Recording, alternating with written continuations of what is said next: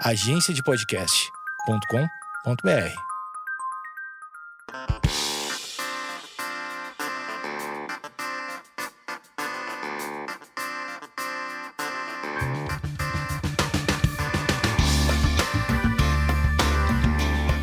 Esquizofrenóias no ar. E essa semana, meu gato acabou de derrubar uma almofada, mas é isso, porque o programa ao vivo é assim mesmo. Essa semana eu recebi uma pessoa que eu marco há pelo menos um ano para vir nesse programa. E nas duas últimas tentativas, acho que ele simplesmente ele não pôde. Uma vez ele não pôde, outra vez eu acho que eu que não estava legal.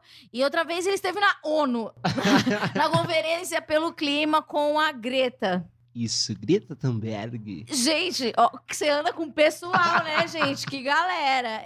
Olha, pessoas famosas. Meu programa deveria chamar Tentando Gravar com Pessoas Ocupadas. Marcelo Rocha. Olha só, ele me mandou uma bio dele. Olha só. 22 anos. Isso significa que você nasceu em... Não sei fazer conta. 1997. É um cara que não viu a Copa de 94, não viu a Atlanta 96. Não vê, você que é do clima, não viu Eco 92. Eu sou dessa época, significa que eu sou velha, né? Sim. Eco 92, eu lembro que o passava muito na TV Cultura e tinha um logo verde, assim, e era uma coisa que impactava, eu acho que pra galera que foi criança, que assistia muito a TV nessa época, ficava muito impactada com aquela imagem. Eco 92 foi importante, assim, é importante, né? Eu não posso falar muita coisa do clima aqui, porque eu tô com uma sumidade, então eu vou deixar ele falar. Ó, ele é ativista em educação e negritude, graduando em ciências sociais. Tá na facu ainda? Na facu ainda. Hoje você tem aula? Ah, não, tá de férias. Não. Férias. E que semestre você tá? Estou no 4º semestre. Ai, que jovem! E você gosta? Gosto. Ciências sociais é uma coisa agradável. Que você nos que traz quis. mil coisas na cabeça, né? Mas você teve dúvida na escolha do curso? É porque eu sou fotógrafo também. Então Sim. eu pensei muito em como aperfeiçoar minha fotografia dentro de outras áreas, né? Então acho que as ciências sociais veio com um pouco da militância, um pouco das atuações múltiplas. Então foi um curso bem escolhido, assim. 4º semestre, ainda tem uma vida ainda pela tem frente. 4. Eu já fiz 2 episódios sobre terminar a faculdade. Eu não sou um exemplo, mas eu gosto de jovens. A juventude é muito bonita. E você é cofundador do movimento Nós, conselheiro municipal da juventude de Mauá. Você foi conselheiro municipal da juventude de Mauá entre 2014 e 2017. Exato. O que faz um conselheiro? Se o prefeito chegava assim e falava assim, aí, o que a juventude precisa? Precisa Conta de um pouquinho conselho. pra gente. Conta um conselho aí na questão da juventude jovem. Não, o Conselho Municipal de Juventude é uma articulação da sociedade civil com o Poder Executivo para a gente criar propostas e, na verdade, o de Mauá era deliberativo também. Então, para a gente deliberar junto com o governo sobre atuações. Então, tipo... a gente precisa pensar a educação na cidade. Novamente, não sei fazer conta. Em 2014, você tinha quantos anos? Em 2014, eu tinha 16 anos. Tipo a Greta. Mas como que você viu que você estava inserido? Quando você viu que já tinha essa importância? Eu acho que foi muito nesse processo da foi igreja. Lá dentro? Sim, nessa época eu também estava finalizando o ensino médio, estava fazendo seminário básico pastoral e comecei a fazer essa atuação. Então foi muito nesse processo da igreja também, de perceber a importância de atuar na sociedade, de pensar a sociedade também. Você é daquela galera da ocupação 2015 e 2016. Meu, exato.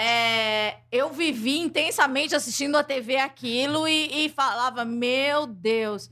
Gente, vocês eram muito intensos. Como é que tá aquele povo todo? Cara, aquele povo todo tá fazendo milhares de coisas. A gente sempre diz, né? Tem um grande amigo que participa das ocupações, se chama João Pedro Constantino, que ele trouxe um texto esses dias que eu fiquei muito refletindo, né? Ele falou, continuamos nas lutas agora, muitos tendo o primeiro filho.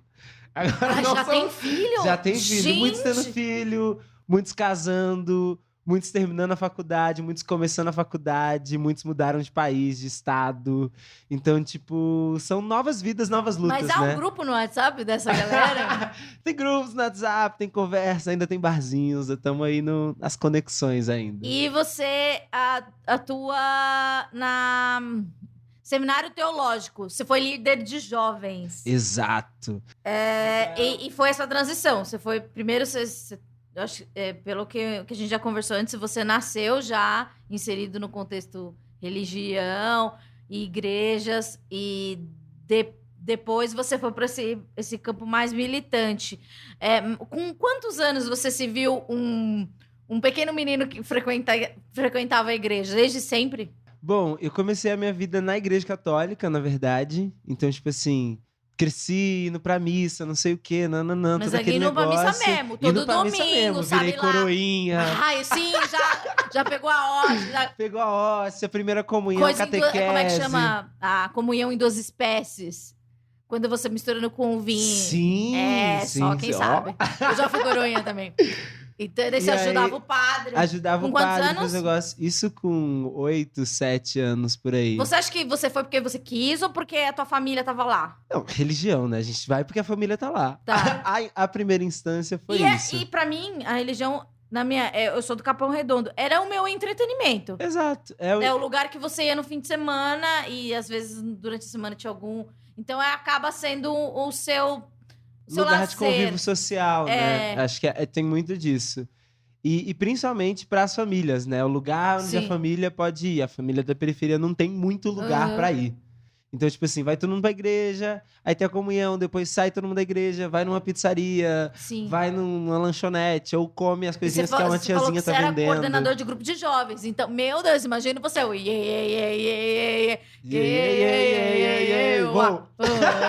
Exato. E daí tinha todo aquele rolê. Eu acho... Cara, eu já não tenho nenhum relacionamento com nenhuma religião, mas eu acho que o papel social da igreja, ele é muito presente, principalmente na periferia, etc. Até porque eu também não nasci num bairro rico, eu não sei como que é para as pessoas que nasceram em bairros nobres, como elas se relacionam com a missa, etc. Tem uma história da tua irmã. Sim. Eu queria que você explicasse, pra não falar bobagem. Então, quando eu saio da igreja católica, né, quando eu tinha 11 anos, e me converto ao protestantismo. Mas você se converteu ou você foi levado a... Eu acho que o protestantismo na minha vida foi um processo muito louco, né, porque eu tava na igreja católica, muito imerso, e aí eu conheço a igreja evangélica e falo tipo assim, nossa, é quase a mesma coisa, só que mais legal. Porque tinha todo esse negócio de estar mais inserido na comunidade, de estar com outra juventude. E era essa época que era um lugar que eu sempre trago, que era do protagonismo juvenil nas igrejas. Então, tipo assim, eu entro já com os grupos de jovens, já ajudando a construir coisas. E era uma coisa que tinha muito na periferia, nesses grupos jovens naquela época, né? Que é 2012, 2013. Que era muitos grupos jovens abrindo igreja evangélica e a galera conseguindo estar muito bem articulada na comunidade e conhecer muita gente. Sim. E eu falei, nossa, eu quero estar no meio dessa galera. E muita gente se convertendo. Foi uma época de conversão em massa, né, no Brasil. Sim. Foi um dos estouros do protestantismo no Brasil. E eu fui dessa leva que participou desse momento histórico. Que é uma coisa que... eu lembro que na minha comunidade a igreja era... Na verdade, isso foi um pouco antes. Era uma igreja mais careta e tal. Daí rolou até todo o movimento carismático. Da RCC. Porque era uma adaptação da igreja católica a todo esse fenômeno das igrejas evangélicas. Exato. E não cabia mais. Então, tipo assim, quando eu vou para a igreja evangélica, acontece tudo isso. E eu já entro nesse processo de cantar. Porque a igreja, vamos cantar. Vamos fazer teatro. Vamos estudar, e principalmente o lugar de estudar. Eu sempre atribuo muito isso, porque na igreja católica tem esse lugar ainda do leigo e do apto, né? Do sacerdote. Como e assim? Esse lugar... do leigo se diz o frequentador normal. Exato, o frequentador normal. Tá. Então, tipo assim, era o cara que não podia ter acesso, muitas vezes, ao conhecimento. Tipo, acabava na catequese, na crisma. Ah, entendi. Então, tipo assim, se pra você ter o conhecimento, ou você vai virar padre, Você tinha ou que você se formar não... na crisma, exatamente. Exato. Não tinha muito na graduação. Exato. Pode E na crer. igreja evangélica já tinha, tipo assim, não, vamos ler, vamos não sei o quê, construir. Tinha esse lugar da intelectualidade também, Sim. que é uma herança do protestantismo clássico, né? Sim. Do Lutero, de buscar esse lugar. E eu era muito apaixonado por leitura. Aham. Então, tipo, comecei a ir, tipo, não, tô esse livro, tô não sei o quê, vamos estudar, vamos fazer coisas. E aí fui vendo esse processo. Com isso, Pera, você tá com quantos anos? Você tá na igreja? Nisso Você começou eu tava na com igreja evangélica? 14, 15. Tá, um adolescente. Um adolescente. E a tua irmã, ela já é protestante. Já tinha 18. Não era. Não e era. aí eu levo todo mundo pra igreja. Sério que você Porque nisso venceu os converto católicos a tudo? família inteira, que era Converteu. católica, e levo pra igreja evangélica chuva de todo bênçãos. mundo. Chuva de bênçãos, glória a Deus, aleluia. Ah, Charamanaias. quem fala isso? E aí leva todo mundo pra igreja evangélica. E aí nesse processo, minha irmã tem a primeira filha, que é a Manu, meu amor, dona do meu coração. Mas sua irmã já tá convertida, batizada, você Convertida, também. batizada, todo mundo. Tá. E nisso, ela tem um processo muito tenso, que foi de ter uma depressão pós-parto, que depois de um tempo virou psicose pós-parto, assim que ela teve a Manu. E aí foi um caos. Qual é a diferença de depressão pós-parto para Porque psicose? na depressão pós-parto é mais um lugar de introspecção, de um afastamento, assim, da sociedade. Na psicose são surtos, como se fosse esquizofrenia mesmo. Então ela tinha grandes surtos. E rejeição e da contínuos, tua sobrinha? Nem tanto rejeição, isso acontece mais na depressão, mas, tipo assim, um contínuo surto. Então, tipo, muitas vezes a rejeição era a gente retirar por causa desse lugar frágil, que era de a relação de alguém, um surto esquizofrênico, com essa relação com a criança, né? E daí vocês levaram ela pra... E aí, o primeiro lugar que a gente pensa, Claro. igreja. Tanto por essa falta de acesso que a gente tem na periferia aos serviços psicológicos e psiquiátricos. Sim. Eu não sabia até então que era um psicólogo. Acho que tem muito esse lugar. Eu não sabia o que era um psicólogo. Minha mãe me levava pra padres psicólogos. Exato, que é o aconselhamento, né? Você E tem eu já esses falei com o padre, aconselhamentos. se alguém quiser um viés mais igreja, mais evangélico, não, mais religioso, tem um episódio que a gente fala sobre suicídio com um padre que ele perdeu o pai, vítima de suicídio. E ele faz todo um trabalho, e também tem todo um trabalho que também você não precisa ser católico para procurar a ajuda deles. E daí você... Eu ouvi. Você ouviu? Eu ouvi. Ele é bom, né? Sim. Ele emociona. Dá aquela O cara mexida. dá uma coisa. E ele tem aquela voz do padre que tem uma musicalidade. Você que é sociólogo, você poderia explicar. Depois a gente faz um outro episódio sobre a musicalidade Da dessa... voz dos sacerdotes. Exatamente. E daí leva a tua irmã, provavelmente, demônio. Exato. E quando chegou na igreja, a primeira coisa, demônio. Mas vocês levaram, assim, uma coisa escondida, com vergonha, ou já era uma coisa social? A gente levou, a princípio, porque eram pessoas próximas. O pastor era alguém próximo, era a amigo. igreja era próxima e amigo. Sim. E a gente falou, não, vamos orar pra ver o que é, vamos orar pra tal.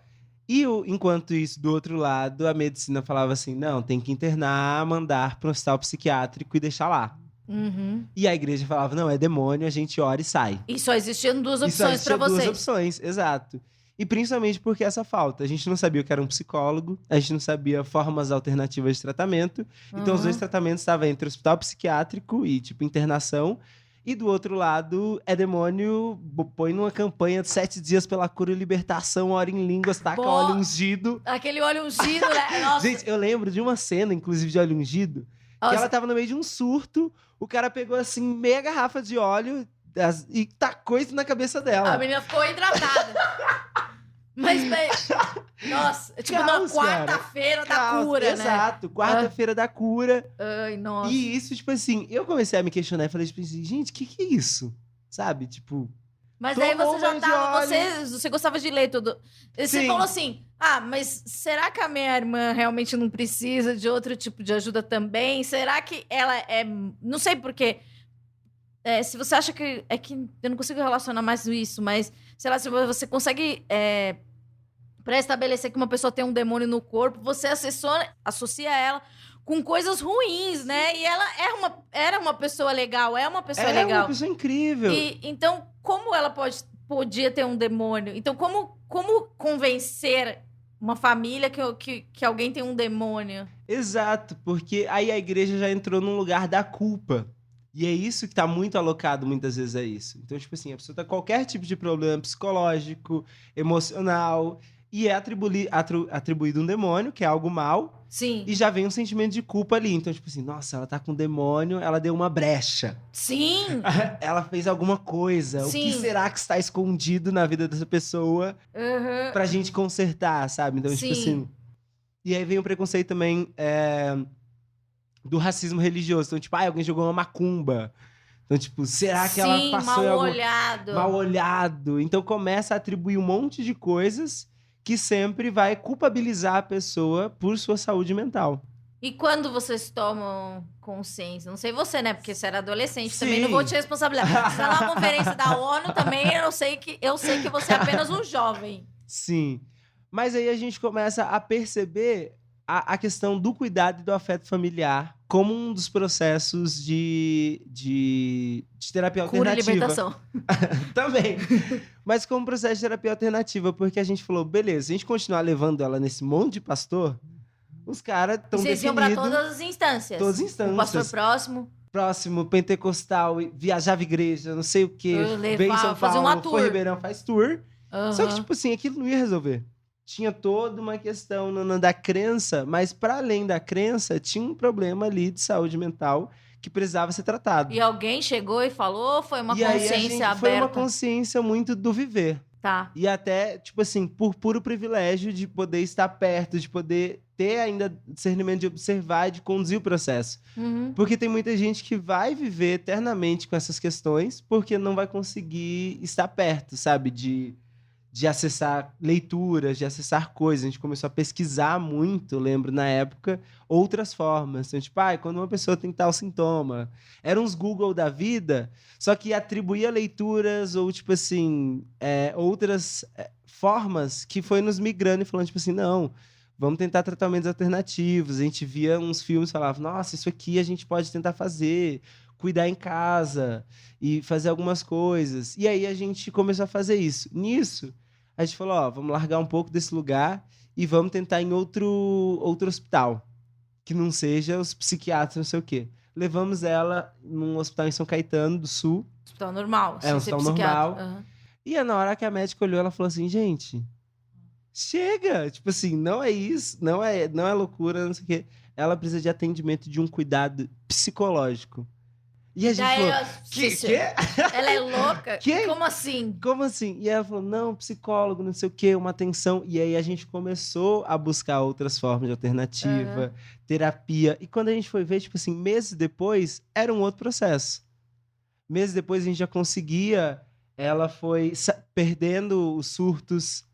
Ela começou a, tipo assim, migrar o processo naturalmente, mas nesse processo de trabalhar a terapia... E houve uma raiva de vocês, da igreja, ou dela, assim, uma coisa de negação, de falar assim, poxa, a gente perdeu um tempo, não sei, talvez... Não, eu acho que nem tanto uma raiva, mas acho que foi mais uma conscientização própria, de se olhar e falar, tipo assim, putz, a gente tem que pesar as coisas. Tanto que ela até hoje tá dentro de uma igreja evangélica, lá na quebrada que a gente tá. Eu tô numa igreja, mas uma igreja um pouco mais progressista, ela tá numa igreja um pouco na mesma linha, mas, tipo assim, estabelecido que a gente tem que pesar as coisas, sabe? A gente tem que olhar a religião, mas a gente também tem que perceber outras coisas e nos perceber dentro desse espaço. Porque eu acho que a religião, às vezes, imputa muita coisa que a gente fica meio perdido. E aí nos imputa culpa, nos imputa medos, nos imputa várias questões que nos fazem mal, às vezes. Né? No episódio com o Padre Lício, eu pergunto em algum momento aquele negócio de que se a gente se mata, a gente vai pro céu, pro inferno e etc. E daí ele me explica de uma maneira didática, fala assim, olha, houve uma reforma em praticamente todas as religiões e elas tratam o suicídio de uma maneira um pouco mais, não tão mística assim. Você acha como que a igreja, como que o movimento, não sei, religioso, as religiões cristãs principalmente, veem a saúde mental ou até mesmo o suicídio hoje em dia, pela sua vivência? Bom, eu acho que hoje em dia a gente tem um pouquinho mais de abertura para dialogar, mas ainda é nesse lugar da culpa. Seja a culpa com a família, de trazer questões, porque é tipo isso, o demônio leva à morte, principalmente nas igrejas neopentecostais e pentecostais. Sim. O demônio conduziu ao suicídio, o demônio fez isso para você ir pro inferno, então tipo, era o plano do Satanás de te levar pro inferno, sabe? Então isso culpabiliza muitos jovens e às vezes ele inibe o suicídio, mas num lugar de medo e num lugar de criar outras situações, que o jovem não necessariamente vai se suicidar, mas ele vai sofrendo. Viver uma depressão constante, sabe? Que pode trazer, surto psicótico, que pode agravar e trazer outras questões de saúde mental que poucas vezes vão ser percebidas por aquele corpo da igreja, sabe? Ou antes transtorno, bipolaridade, algumas outras coisas, mas por causa desse lugar de reclusão. Então ele fala, pô, se eu falar pro pastor que eu tô com vontade de me suicidar, eu tô entrando no plano do demônio, eu tô entrando nesse lugar. E aí ele guarda para si e vive esse processo. E eu falo porque eu vi vários jovens, enquanto na época que eu era liderança de jovens dentro da igreja, vários jovens iam falar, pô, eu acho que eu não posso falar isso, mas eu queria falar, tô com vários sentimentos ruins. Porque você era uma liderança, então eles chegavam em você. Sim, pra trocar, e principalmente porque eu sempre fui mais aberto, né? Tipo assim, de chegar e trocar coisas sobre assuntos reais. Então, eles se sentiam mais abertos para conversar. Só que, tipo assim, muitos até de outros pastores, de outras lideranças, vinham procurar por causa desse lugar de abertura, que não tem muitas vezes. Que fica nesse lugar muito de segurar o trauma e manter o trauma dentro de si. Mas você sente que hoje eles querem ouvir mais pessoas como você, que tem mais abertura? Eles querem, pelo menos... Porque o que me pareceu com o padre Elis, que a igreja católica, pelo menos, ela tá tentando. Mas não sei se é efetivo. Eu acho que tem um diálogo maior, mas ainda é um diálogo muito brando. Mas até aquelas igrejas muito pequenas, neopentecostais, mais radicais, assim, você acha? É porque elas... Chega nessas pessoas? Não. Eu acho que não tem esse campo que hoje a galera chama de progressismo evangélico, Entendo. Que pra mim é estranho ainda, porque pra mim tá ali tudo na mesma coisa. É uma concepção religiosa. Sim. Então, tipo assim, eu não me considero um evangélico progressista. Eu sou evangélico e é isso, sabe? E eu acho que as pautas do evangelho estão atreladas a isso, só que o conservadorismo usurpa do papel do evangelho para as suas próprias pautas políticas.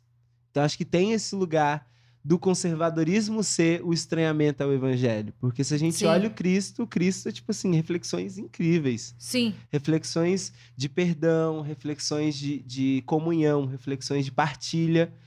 Mas quando a gente vê, tipo assim... Em algum momento essa mensagem ela foi deturpada. Ela é completamente deturpada e vira um Cristo que tá com um chicote na mão, tipo aquela figurinha do WhatsApp, Cristo com um chicote na mão, pronto pra punir alguém. E eu não acredito nesse evangelho, então, sabe? Mas lembra quando você estava lá na igreja católica, você tinha essa imagem do Deus mau? Sim. Do Deus punitivo? E eu tinha, e eu acho que na igreja evangélica também eu tive isso boa parte da minha trajetória, mas sabe? como você é progressista agora... mas agora eu sou muito progressista. Pra Frentex. Mas eu acho que chega um momento, uma percepção meio teológica, acho que mais do que uma percepção... que é sobre mim, mas sobre muitas pessoas que escreveram e elaboraram sobre isso, que o Cristo não estava ali para punir. Então, mas isso não está em todas as igrejas. Muitas igrejas ainda acreditam no Cristo que vai punir e às vezes acreditam nos problemas de saúde mental como isso, como uma punição. Tipo, tá vendo? Você falou, que eles falaram, né? A família deu a brecha, Exato, né? Tipo, se não fui eu, foi minha mãe ou algum antepassado meu que vacilou. Sim, é tipo aquelas orações de renúncia, tipo, por mim, pelos meus antepassados. E é isso. E é muito isso. E a pessoa tá, tipo assim, sofrendo. E aí eu até coloquei isso nas reflexões pra gente pensar quando recebi esse convite, que às vezes é isso. É uma pessoa que passou por um abuso sexual dentro da igreja. Violência doméstica, passou por várias situações E ela não pode contar pro pastor, porque se ela contar... Porque o pastor, ele é uma instância quase Deus, né? É uma instância quase Deus e muitas vezes é o psicólogo. Então, tipo assim, ela chega e fala... Ai, mas meu marido me fez isso, nananana. Não, mas olha, a mulher tem que ser sábia. Ela não pode arrumar confusão. Espere em Deus, Deus vai te ajudar. E a mulher sofrendo com um monte de coisa, sabe? E isso adoece mentalmente.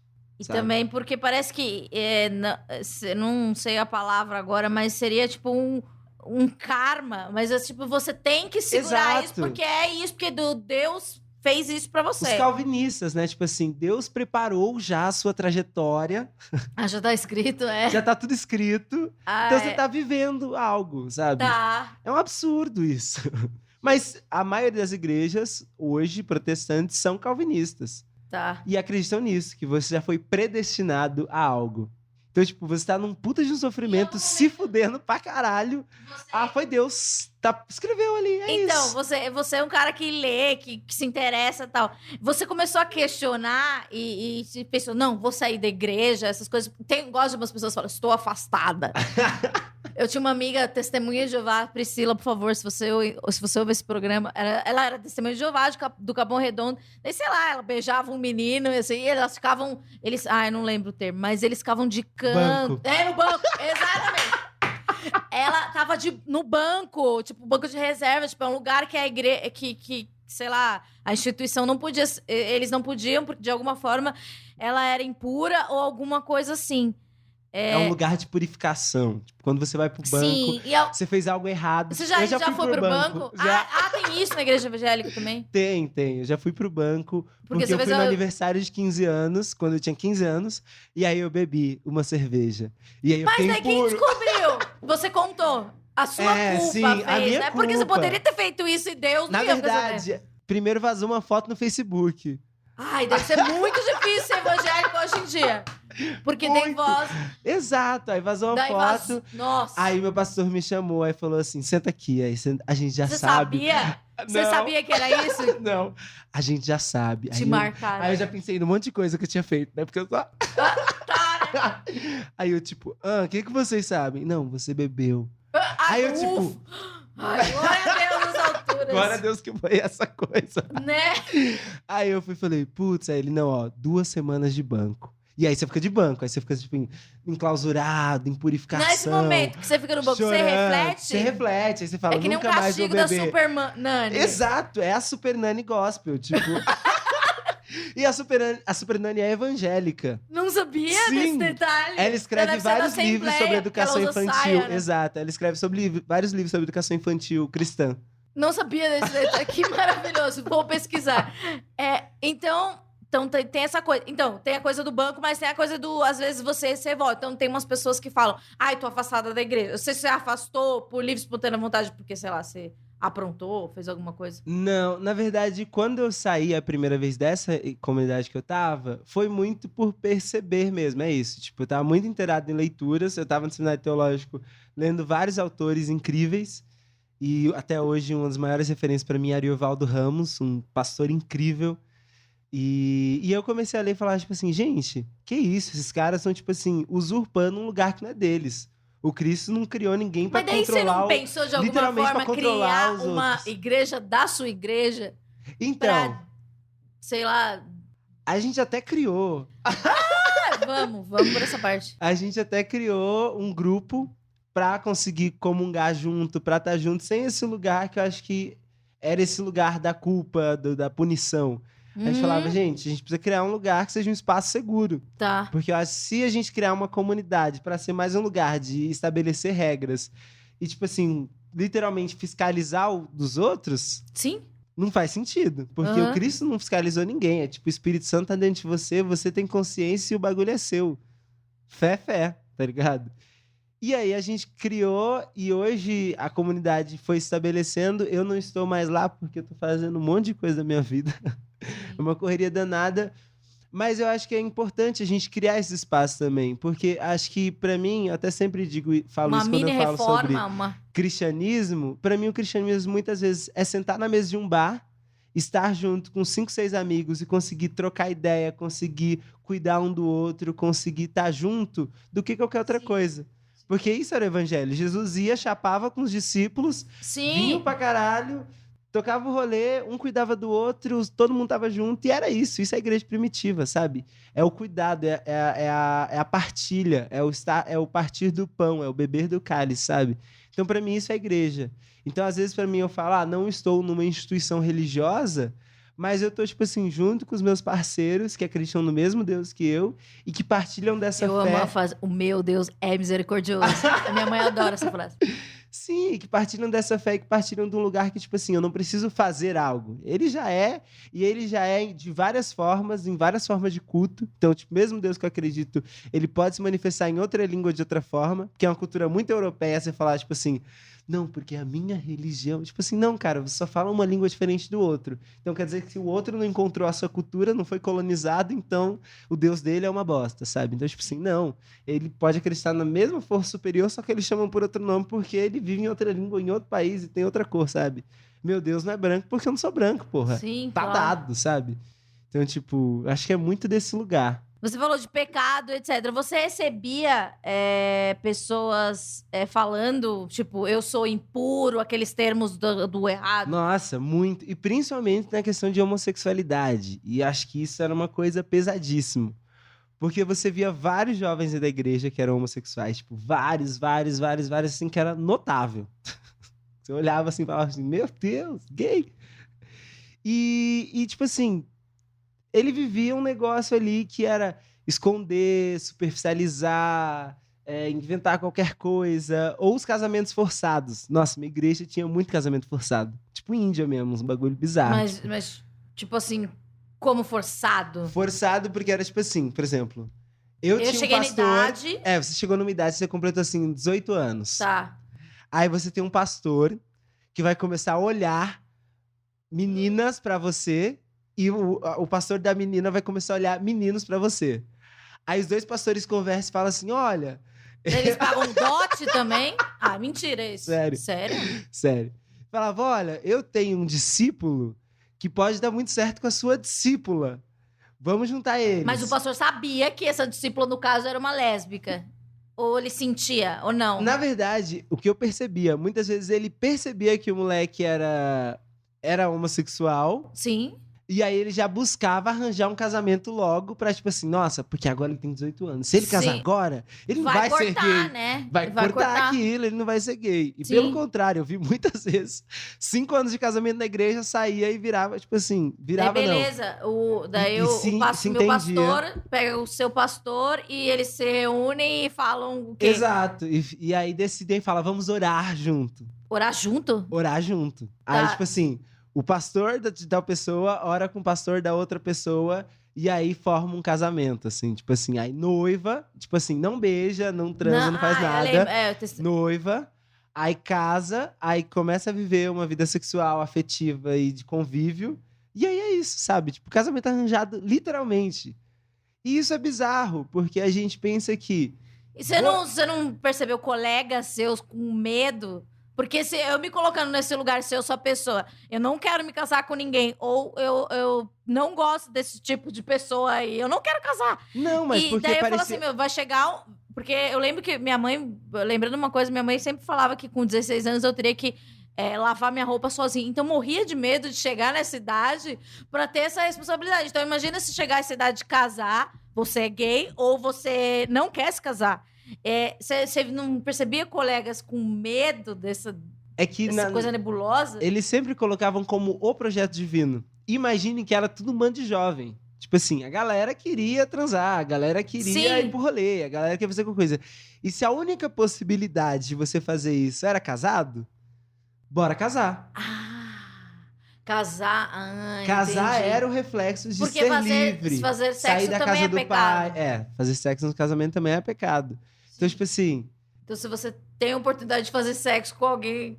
Casado. E não, sem ser pecado, vamos fazer. Vamos fazer. E você via, tipo assim, a galera 16 anos já falando, tipo assim, nossa, aquela pessoa ali, vou falar pro meu pastor que estou interessado. E daí, você falou, em 5 anos, casamentos eram desfeitos. E pessoas 5, 2, 3. se fudiam Financeiramente, financeiramente e na saúde mental também. E também era um projeto, tipo assim, disso, de destruição de tudo, né? Porque você pensa, uma pessoa vai conviver com outra que não estabeleceu algo efetivamente. Sim. Quem estabeleceu foram terceiros. Então, tipo assim, imagine as frustrações, imagine as questões outras. Mas é bom, sabe? Que no evangélico você ainda pode separar, no católico você tem que ficar pra sempre. Então, tipo, na verdade, não pode separar, né? Não! Quando separa, dá um ruim ali, fica toda uma questão. Fica de banco, você fica impuro, não sei o quê. Aí você vai passar um monte de tempo sem poder casar de novo. Então, tipo assim, tem todas as questões. Algumas formas religiosas dentro do protestantismo não pode casar mais. Então, tipo assim, você vai ficar pra sempre agora, sem transar, sem ter um relacionamento, sem ter ninguém. E, tipo, é isso. Você separou, não vai ter mais ninguém até que a pessoa morra. Porque aí, viúvo, você pode casar. E aí, você vai começar a trabalhar pra pessoa morrer ali, agilizar o defunto pra casar de novo. Agiliza o funeral. Meu Deus. Porque é isso, sabe? Então, tipo, imagine a quantidade de frustrações e de problemas reais que acumula isso. Né? E aquilo também até o episódio recente do Edir Macedo, né? Tipo, minha filha não deveria fazer faculdade para não ser maior que o marido dela. Que ele falou isso. E tipo assim, imagine que essa galera casando aos 18 é uma galera que não consegue ter acesso ao ensino superior, que não consegue, muitas vezes, concretizar coisas da adolescência. Porque, se você quer, se você ainda mais é uma menina, né? E se você quer, não, quero fazer faculdade, eu não quero casar. E daí você é considerada uma coisa errada também. Exato, porque aí tem esse lugar do machismo estrutural que, tipo, tá alocado. E das pessoas negras, que a maioria não conseguem casar. Porque é feio demais, imagine formar um casal disso. Então, tipo, de forma muito pesada. Então, tipo assim, você via todos os casais brancos se formando, e que são os casais bonitos. E aí, no máximo, você via, tipo assim, os casais interraciais pra mesclar e pra deixar a igreja ali. Mas, pessoalmente, eu não conheço um casal, tipo assim, 5 mil membros da igreja, eu não vi um casal, assim, afrocentrado. Ou um casal, sabe? Sempre tinha esse lugar de escolher a forma que ia acontecer aquilo. Porque já que você é predestinado, exato, né? Você tem que ser predestinado ao melhor de Deus. E o melhor de Deus nunca era a garota da periferia. Tinha questões financeiras, tinha tantas questões envolvidas nesse processo que era horrível. Violência doméstica é uma coisa que eu acho que deve chegar muito para os líderes religiosos, você que participou de aconselhamentos, etc.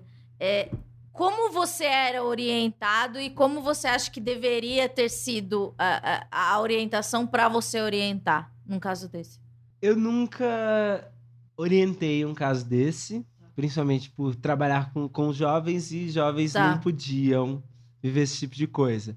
Tá, mas e se eu sei que a minha mãe apanha do meu pai e meu pai é membro fervoroso da igreja? Exato. O mais que acontecia era os abafas, sabe? Os abafas. Os abafas era tipo assim, pô, tal membro tem o pai que é, como você trouxe agora, tem o pai que agride a mulher e a mulher tá acontecendo. Não, gente, vamos abafar. E a gente vai conversando, tentando orar pra melhorar, né? Um dia ele vai melhorar. A gente precisa clamar a Deus. E sempre virava esse lugar de, tipo assim, bota a culpa no divino e vai tocando. Você que ainda é horrível dessa palavra, mas você que é evangélico, qual é a função do orar? Porque tem essa coisa do orar, do abafa, que você falou assim, vamos orar, porque vai que muda o pensamento. Mas qual a função real do orar na sua vida? Cara, a função do orar, ela é muito controversa por si só. Porque eu acredito que a oração é uma conversa com o divino, com o sagrado, sabe? Tem a ver com pedido? Porque como eu fui criada no catolicismo, o orar tem a ver mais com pedido do que agradecimento. O orar, ele tem esse lugar do pedido, do agradecimento, da conversa também. Às vezes é esse diálogo com o sagrado. Então, é um diálogo aberto com o sagrado. E você acha que os evangélicos conseguem até na oração ser honesto? Porque você falou, tem uma coisa que você abafa. Então, às vezes na terapia a gente mente. Sim. Então, eu imagino que pra Deus a gente também minta. Exato. E eu acho que tem esse lugar da mentira por um lugar que se coloca Deus. Eu acho que, principalmente no pentecostalismo, você coloca Deus como algo muito distante. Uhum. Então, tipo assim, é o todo-poderoso Senhor dos exércitos, não sei o quê. E você é o filho da puta pobre, cuzão, que tá ali se fudendo na vida. Sim. Então você não vai ter uma ousadia suficiente de falar tudo que tá rolando. É isso, é tipo assim, pô, eu sei que é isso, que às vezes eu tô predestinado. Eu sei que eu tô predestinada a apanhar do meu marido. Uhum. Mas, se puder, maneira, sabe? Tipo, nesse lugar de medo também. Deus é. Porque Deus é um homem. Então, imagine esse lugar também. Deus é um homem. E se Deus é um homem e eu tô sendo violentada por um homem, tem essa relação também. Do masculino, de Sim. como será esse Deus, sabe? Porque Deus é um mistério. Tá. Então, esse é um lugar muito complexo também. Então, por exemplo, que nem... Pra mim, Deus era branco. Se Deus é branco e eu passava por algumas situações racistas que me deixavam muito pra baixo, isso não é uma coisa que eu vou conversar com Deus. Porque ele não vai entender. Então, essa personificação de Deus em certa cultura ou em certa forma também é algo. Então, tipo, esse lugar da oração é um lugar que ele abafa mesmo. Porque, Sim. tipo assim, vamos orar. Só que, tipo assim, não, às vezes você não vai orar. Porque você não sabe como Deus vai reagir. Se Deus fica mais bravo ainda, que você não tá aceitando o castigo dele porque você fez outra coisa, sabe? Uhum. Então, tipo, eu estou vivendo a consequência de um Deus e às vezes eu posso pedir pra ele algo e sofrer uma consequência maior se eu estou predestinado a isso. Então, vira um lugar de estar acuado. Sim. Então, muitas vezes você vê esse lugar do acuado, que é, por exemplo, nas favelas. Eu trago um exemplo mais até palpável. Eu vi um vídeo que me emocionou muito de um fotógrafo agora, do Felipe Cordão, que é um fotógrafo carioca, que foi o enterro da menina Ágata. No enterro, uma multidão levando ela pra ser enterrada, cantando uma música gospel. Sim. E uma das entrevistas que eu vi lá no jornal, a mulher falava, pô, mas que foi feita à vontade de Deus. Talvez foi a hora dela subir, talvez foi a hora dela dela ser levada. Então Deus é um propósito divino. E não é, cara, é o genocídio do Estado. Só que, tipo assim, tem esse lugar... Mas como isso é grave e como a gente consegue fazer uma coisa... me parece algo muito longo prazo, mas assim, o que a gente consegue fazer a curto prazo para não existir uma declaração como essa? Eu acho que, na verdade, é muitas vezes entender essas declarações. Acho que falta a gente ouvir esse lugar e perceber o quanto a gente faz falta naquele espaço, o quanto a nossa luta pelo acesso à saúde mental e psicológica ainda é muito rasa. A gente ainda discute, tipo assim, a nossa saúde mental para quem tá em certos territórios, sabe? A gente ainda não discute uma saúde mental de gente rica. Exato, das periferias. E nas periferias, às vezes, é isso, é atribuído. É a mãe que teve o filho, tipo assim, massacrado pela polícia, vai falar, ai, pelo menos ele não foi pro crime. Das vezes foi um livramento de Deus, sabe? Mas dentro dela, ela tem certeza que não é aquilo. Que imagine o sofrimento dela, ela deve estar se perguntando, tipo, Deus, será mesmo que o Senhor queria isso? Mas será que tem aquela coisa de duvidar de Deus também é um pecado, é uma coisa errada. Só que fica nesse lugar dúbio, sabe? Que também vai criar várias questões na saúde dessa pessoa. Porque ela vai ficar nesse questionamento eterno. Por que Deus fez isso comigo? E aí também nesse lugar, poxa, eu tô questionando Deus, pode vir alguma coisa pior, vai que o próximo sou eu. Então, sabe, esse é um lugar que a religião pega tão mal, se eu posso usar a palavra mal, mas, tipo assim, tão mal, que constrange. De pensar, tipo assim, um Cristo que veio para libertar as pessoas das coisas, e a gente ainda tem igrejas falando, tipo assim, não, seu filho tá encarcerado, mas é porque é projeto de Deus pra ele não estar fora e morrer com um tiro da polícia. Então, deixa ele encarcerado, sabe? A gente vê muito o discurso da Igreja Universal nas fundações casas, sabe? Tá acontecendo tal coisa? Então, mas poderia ter acontecido uma coisa pior. Vai que ele virasse líder do tráfico e colocasse outras pessoas para morrer também. Então, sabe, isso vira um discurso que contamina o psicológico e o cognitivo das pessoas de forma muito do dia a dia. E como não tem qualquer outro tipo de voz lá, porque o Estado não chega para oferecer saúde mental. CAPS é um lugar que, tipo assim, é ainda um acesso, mas é um acesso de muitas coisas. Então, no CAPS está álcool e drogas, no CAPS está psiquiatria, no CAPS está psicologia, e muitas vezes todos esses serviços juntos não vai ser tão atrativo, porque enquanto muitas vezes a gente tem acesso a uma clínica de psicologia num prédio chique, numa sala ou em casa, as pessoas têm acesso no mesmo lugar que uma pessoa está tendo um surto esquizofrênico, a outra está tendo transtorno bipolar, a outra está bêbada, a outra acabou de ter uma overdose, sabe? Então, tipo, isso afasta muitas pessoas de ter esse tratamento, porque você vai falar, pô, você tá passando por uma situação, vou te levar no CAPS. Quando a pessoa vê a imagem daquilo, ela vai se sentir longe de querer estar ali, sabe? E de um processo que pra gente às vezes é um pouco mais fácil. E mesmo eu estando na periferia, mas hoje eu estou num lugar que eu tenho acesso a um terapeuta, sabe?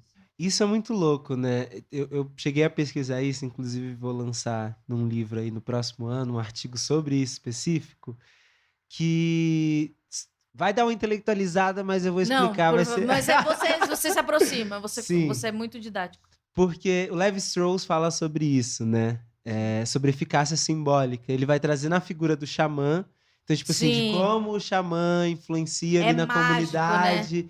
Então ele vai conseguir curar a pessoa, mas é um processo psicanalítico, não um processo tão sobrenatural. É um processo, tipo assim, ele vai falar, tipo, tá, vou curar a sua dor de barriga. E a pessoa falar, tipo, pronto, não tô sentindo dor de barriga. Porque também nossas questões são físicas. Nossas questões psicológicas são físicas também.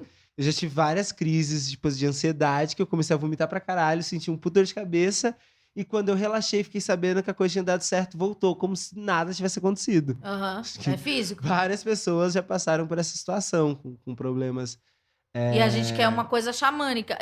Nós mesmos, a gente precisa ser uma pessoa falar, não, ela não teve acesso. Não, não é isso. Não é isso. A gente quer também, uma no psicanalista, a gente às vezes vive processos assim. E tem gente que até hoje não consegue ir à terapia. Eu vejo pessoas inteligentíssimo, fala, não vou na terapia porque não é um negócio efetivo. A gente quer isso mesmo, uma solução xamânica. A solução xamânica.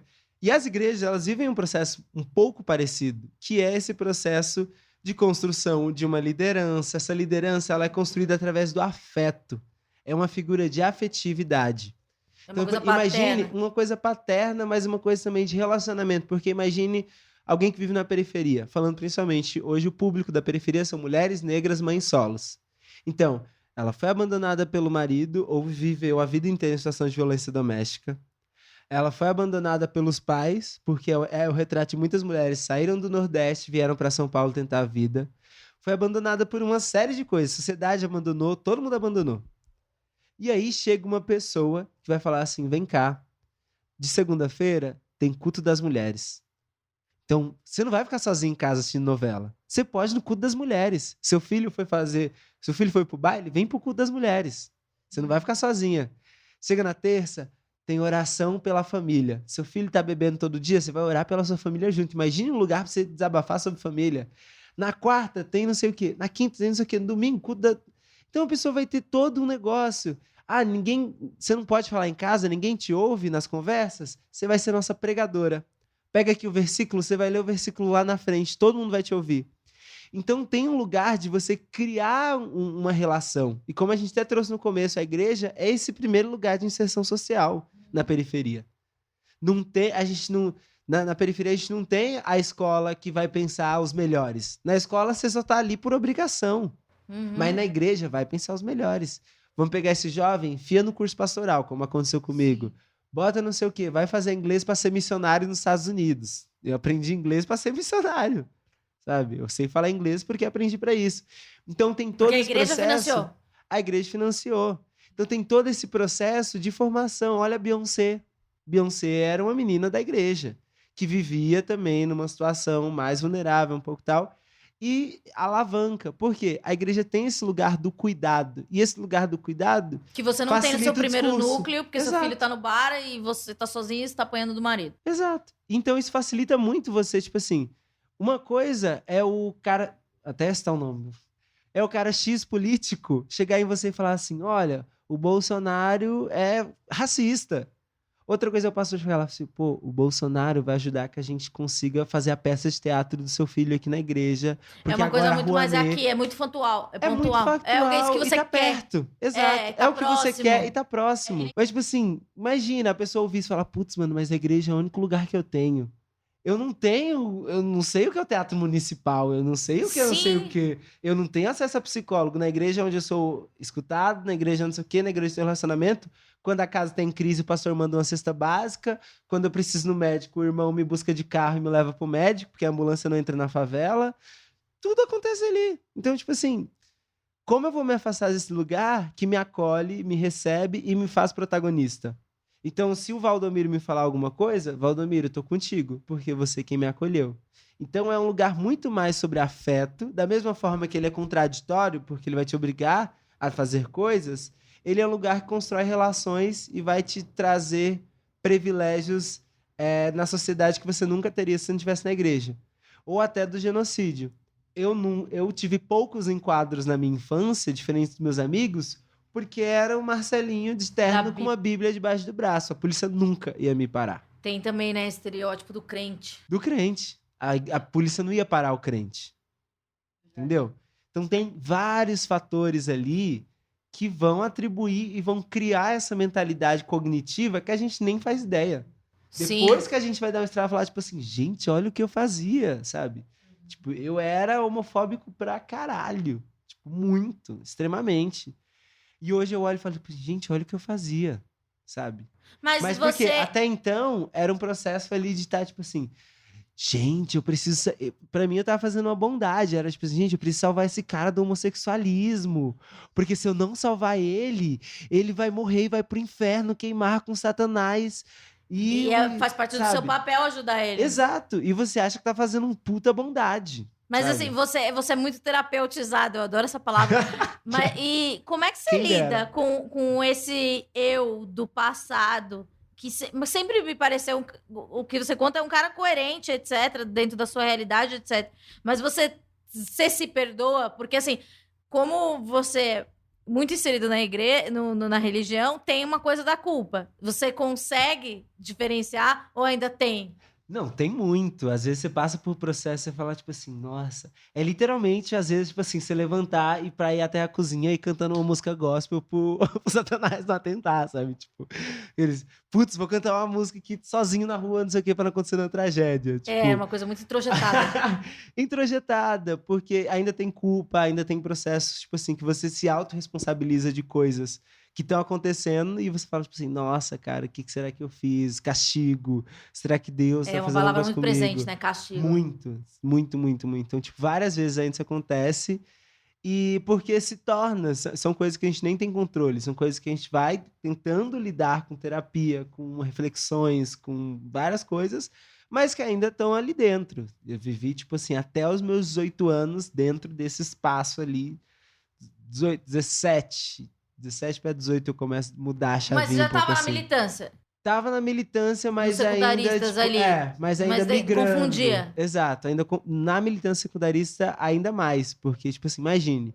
Eu sou de Mauá, sempre vivi em Mauá. Chego aqui, tipo assim, na militância secundarista, todo mundo é gay, todo mundo é lésbica. É isso que eu pensei. Todo mundo é trans.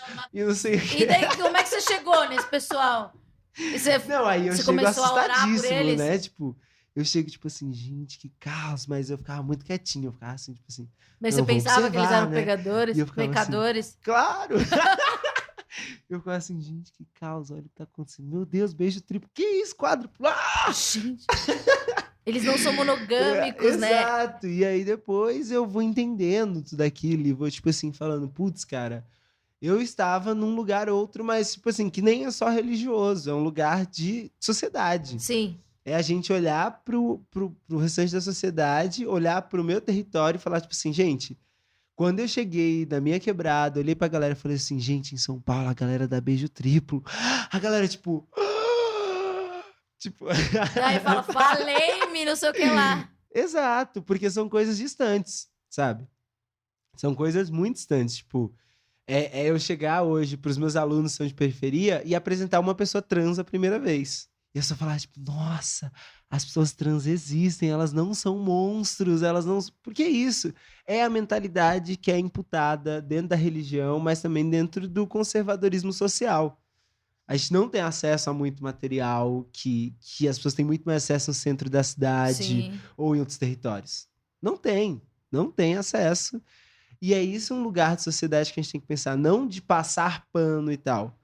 Mas eu tenho uma reflexão que eu coloco que eu gosto muito de afirmar isso. Eu falo, gente, se a esquerda soubesse quem são esses meninos que morrem na periferia e quais são os discursos deles, talvez a gente não teria alguns atos que são raros de acontecer, mas talvez a gente nem teria.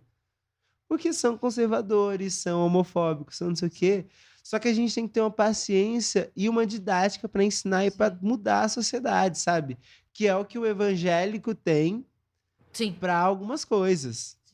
E que, tipo assim, se a gente não perceber e compactuar de metodologias para compreender a sociedade, a gente vai viver num processo de fazer a mesma coisa, de culpabilizar e falar, tipo assim, não, vai lá, não sei o quê, não. E a pessoa vai falar, eu sou tudo isso. E da mesma forma que eu sou tudo isso, o Bolsonaro é tudo isso, então eu sou Bolsonaro. Sabe?